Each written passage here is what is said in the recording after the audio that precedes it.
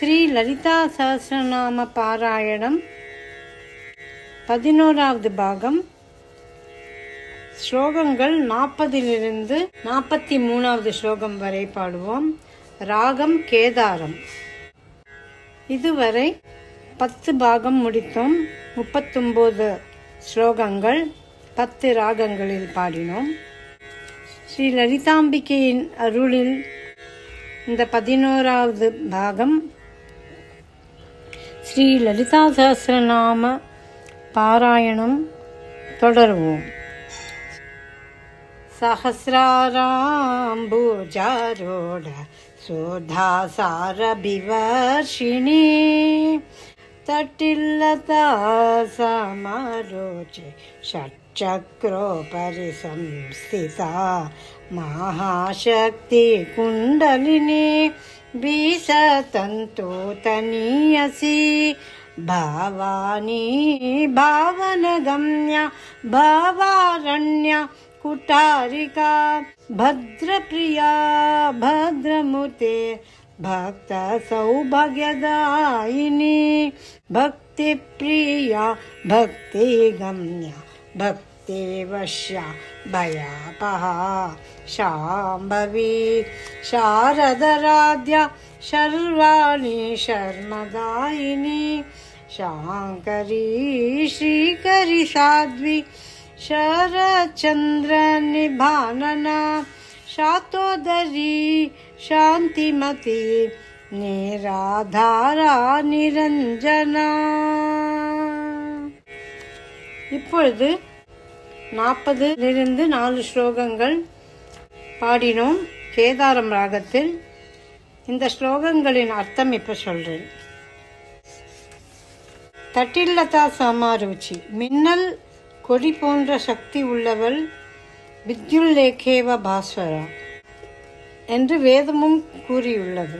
ஷட்சக்ரோபரி சம்ஸ்திதா, 6 அவயங்களோடு கூடின சக்கரங்களுக்கு மேல் உள்ள சஹஸ்ரார பத்மத்தில் நன்கு அமர்ந்தவள். அந்த சக்கரங்களோவெனில் மூலாதாரம், சுவாதிஷ்டானம், மணிபூரகம், அநாகதம், விசுத்தி, ஆக்யா என்றவைகள். இந்த 6 சக்கரங்களின் ஸ்தானங்களானவன குதம் ஸ்தானத்திற்கும் லிங்கஸ்தானத்திற்கும் நடுவில் உள்ளது மூலாதாரம்.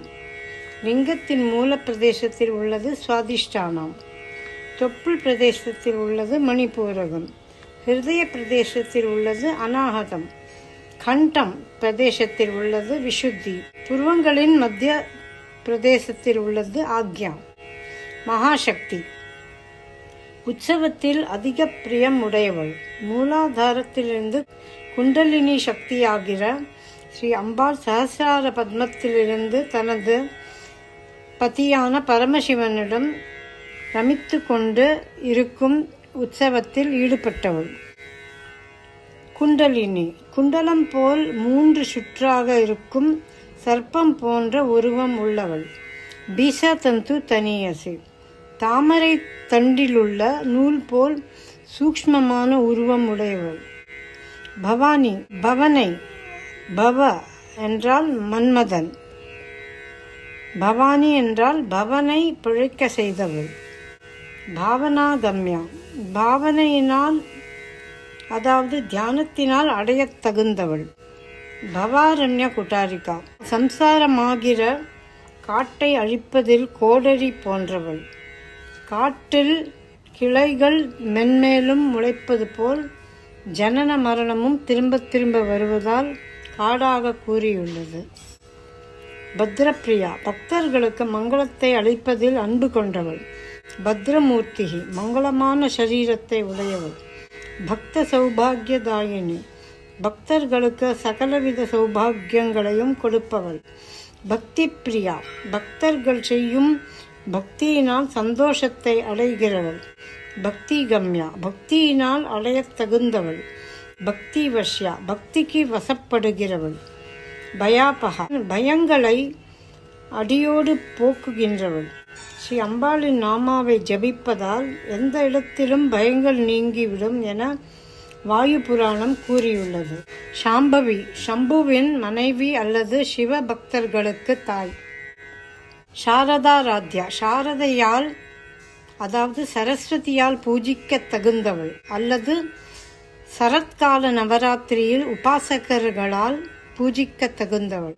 சர்வாணி, சர்வனான ஸ்ரீ பரமசிவனின் மனைவி. அதாவது ஸ்ரீ பரமசிவனுக்கு 8 உருவங்கள் உள்ளன. அதில் பூமி ஒன்றாகும். அந்த பூமியின் உருவான ஸ்ரீ பரமசிவனுடைய மனைவியான ஸ்ரீ அம்பாளுக்கு சுகேஷி என பெயர்.